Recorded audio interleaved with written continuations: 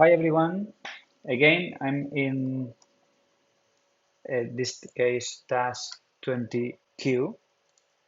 I'm going to explain the next section, which is section 20.4.4, search using wildcards. A wildcard is a character that is used as a substitute for other characters.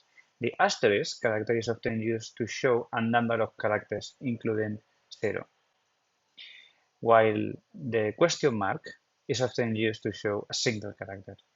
Excel uses these wildcard characters, but autofilter also contains other features that simplify one of these searches. Okay, so I'm going to, as I say, Task20Q, open the file you save in Task20M, and select from all data only employees who have a name that starts with the letter S. So again,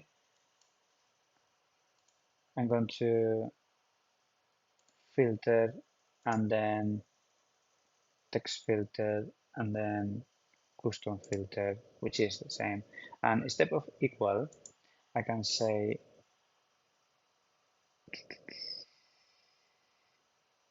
begins with, if I, begins, no, I can see that.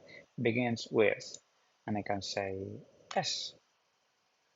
And because it's name, hopefully, I've got names that start with S.